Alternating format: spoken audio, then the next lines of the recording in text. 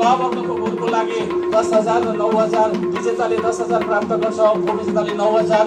त्यसै गरी ख वर्गको गोरुले विजेता गोरुले 8,000 प्राप्त गर्छ भने उपविजेताले 7,000। तयारी अवस्थामा राख्नुको लागि अनुरोध गर्न चाहन्छु। तारकेश्वर गाउँपालिका वार्ड नम्बर 3 का साइना श्रेष्ठ गोरुसँग यी गोरुहरूले कुरा लिन थाल्नुभएको छ। नीति दिशामा प्रयोग गर्नुहुन्छ।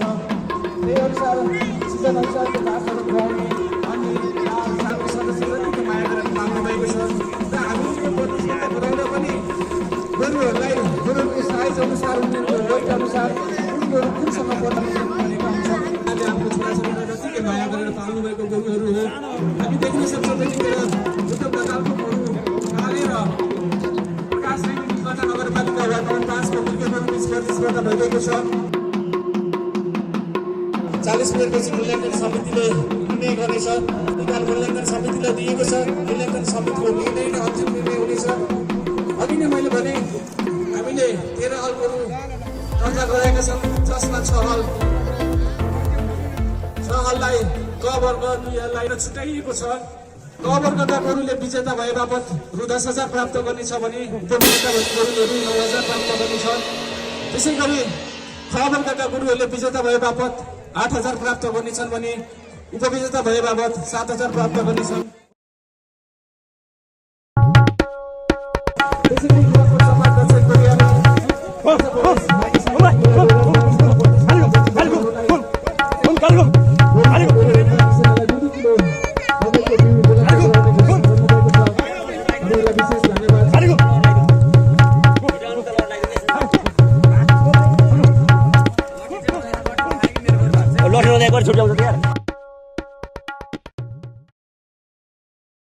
संस्कृति जुन संस्कृतिले करिब 200 वर्षभन्दा बढी लामो इतिहास बोकेको छ। यस माघ 1 गते विशेष गरी हामीले तारुकाको इतिहास पढ्न पाउँछौँ। विगतका वर्ष त्योभन्दा अगाडि मेला व्यवस्थापन थिएन। किसान दाजुभाइहरूले आफ्नो इच्छा अनुसार कुनै ठाउँमा गोरुहरू जुझाउनु हुन्थ्यो भने त्यसलाई हामीले एकीकृत गरेर सम्पूर्ण तारकेश्वरको शान, तारकेश्वरको मेला, तारकेश्वरको पहिचान, नेपालकै यो पहिचान भने पनि हुन्छ। यो विशेष रूपमा बुल फाइट स्पेनमा हुन्छ। स्पेन पछिको दोस्रो बुल फाइट भनेर यदि चिनिन्छ भने नुवाकोटको तारकेश्वर गाउँपालिका वार्ड नम्बर 3 मा रहेको चन्दनी पाटो चिनिन्छ। यो केवल वार्ड नम्बर 3 को मात्र संस्कृति होइन, यो केवल तारकेश्वरको मात्र संस्कृति होइन। यो संस्कृति हाम्रो श्री र मूल्याङ्कन समिति त्यसै गरी सुरक्षा निकायका सुरक्षाकर्मी मित्रहरू बाहेक अन्य महानुभावहरू तपाईँहरू मैदानमा प्रवेश नगरिदिनु होला। त्यसै पनि फेरि पनि अनुरोध गर्न चाहे, गोरुहरू घाइते भएको खण्डमा हामीले ख वर्गको गोरुको लागि 6,000 र ग वर्गको गोरुको लागि 4,000 क्षतिपूर्ति दिने व्यवस्था मिलाएका छौँ। यदि गोरु पूर्ण रूपमा क्षति भएको खण्डमा मूल्याङ्कन समितिको निर्णय अनुसार गोरुधनीलाई र गोरुलाई क्षतिपूर्ति उपलब्ध गराइनेछ।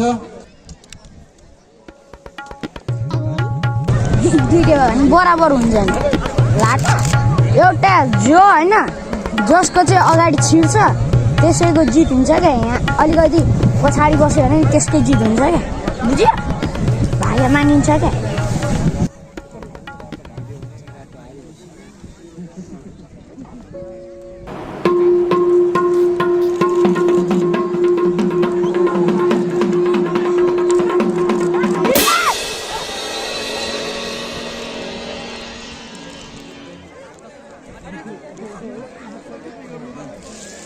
ल पायो ए तिमीले पुरस्कार पायो।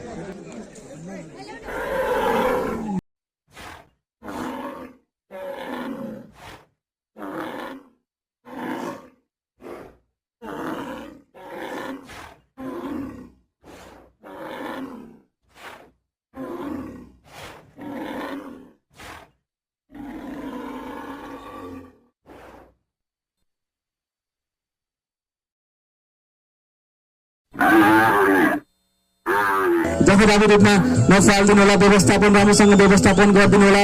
यतिखेर हामी मैदानमा देख्दैछौँ तारकेश्वर गाउँपालिका नम्बर 3 निवासी सारे श्रेष्ठ राजनको कालो गोरु र तारकेश्वर गाउँपालिका नम्बर 3 वडा नम्बर 2 निवासी खोलेबेसी निवासी ठुलोकृष्ण बहादुर हुमागाईको कालो गोरु बिचको दोस्रो हल प्रतिस्पर्धा गरिरहेको छ।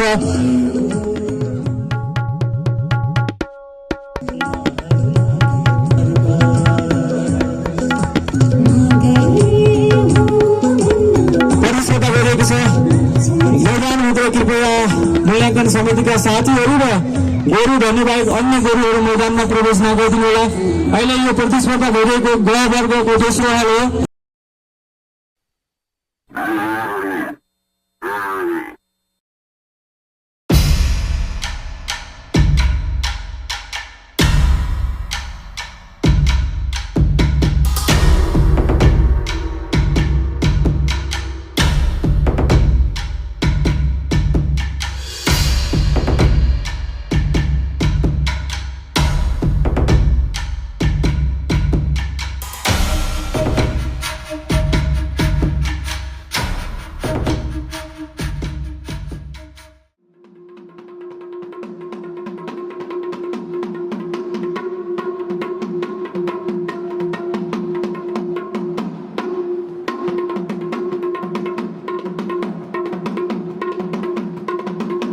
कृपया मैदानभित्र गोरु धनी र महिलाबाट उभिएर पनि नबस्दिनु होला। तपाईँहरू गोरु प्रतिस्पर्धाको क्रममा भाग्नुबाट तपाईँलाई असर पर्न जान्छ। त्यसैले गर्दाखेरि तपाईँहरू कृपया गोरु प्रवेश गर्ने स्थानमा नबस्दिनु होला। र मैदानमा फेरि पनि अनुरोध गर्न चाहे मूल्याङ्कन समितिका साथीहरू र त्यसै गरी गोरु धनी किसान बाहेक र सुरक्षा निकायका साथीहरू बाहेक कोही पनि नबस्दिनु होला।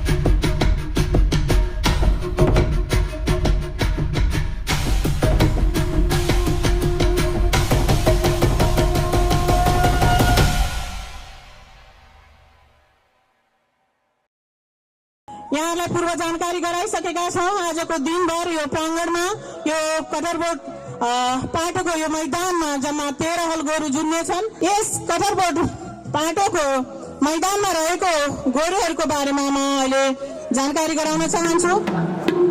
र अहिले यस मैदानमा जुरिरहेको गोरु छ तारकेश्वर गाउँपालिका वडा नम्बर 2 निवासी राजु श्रेष्ठको काले गोरु।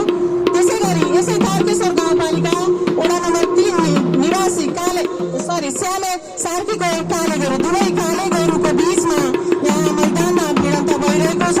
यिनीहरू दुवै कुनैलाई आफूलाई कमजोर देखाउन चाहँदैनन्। उनीहरू आफ्नो बलबुताले भएसम्म एक अर्कालाई पछाड्ने दाउमा रहेका छन्।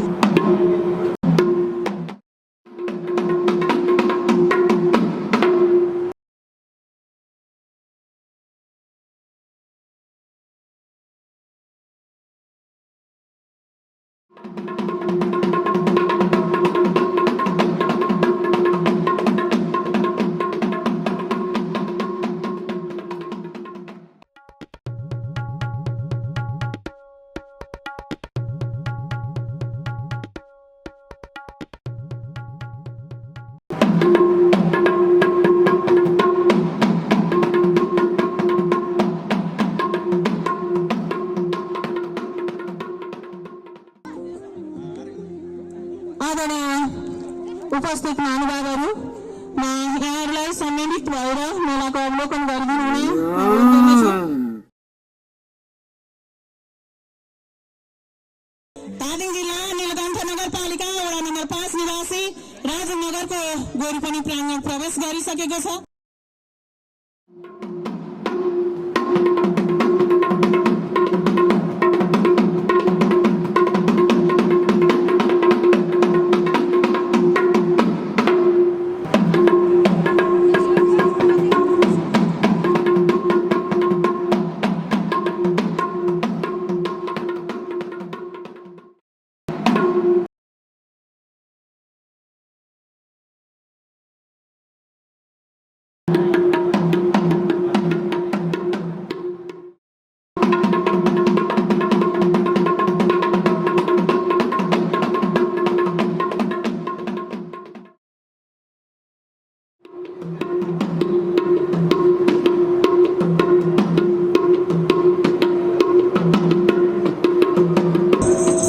यस माघे संक्रान्ति मेला 2082 मा 4औं हल गोरु प्रतिस्पर्धा गरिरहेका छन्।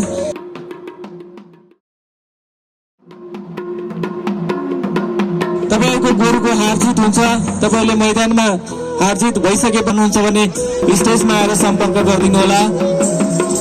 त्यसैगरी हाम्रो नोकट समाज दक्षिण कोरियाले हाम्रा किसान दाजुभाइहरूलाई मकैको बिउ उपलब्ध गराएको छ। उहाँहरूलाई विशेष धन्यवाद र उहाँहरूप्रति हामी आभारी पनि छौँ।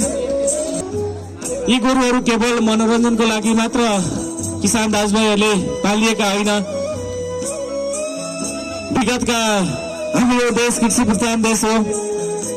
अहिले हामी प्रविधिको युगमा छौँ। अहिले प्रविधिले केही सहज बनाए तापनि विगत धेरै वर्ष अगाडि हाम्रो पनि यो मेलामा प्रतिस्पर्धा गराउने क्रममा गोरुहरूको सानो उनीहरूको तौल अनुसार नै हल वर्गीकरण गरिएको हुन्छ।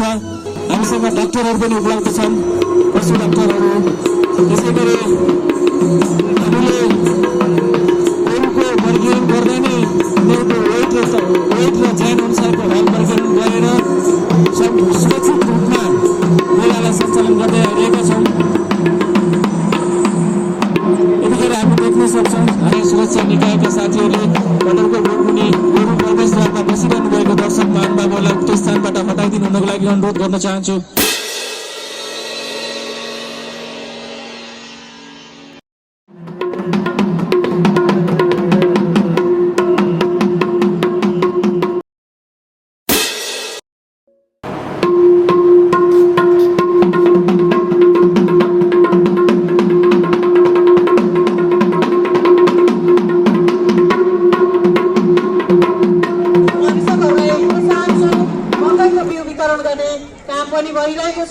आज यस मैदानमा गोरु जुधाउन पाल्नुहुने गोरुधनी कृषकहरूलाई नुवाकोट समाज दक्षिण कोरियाबाट प्रत्येक गोरुधनी कृषकलाई 2 किलो मकैको बिउ प्रोत्साहन स्वरूप उपहार प्रदान भएको छ।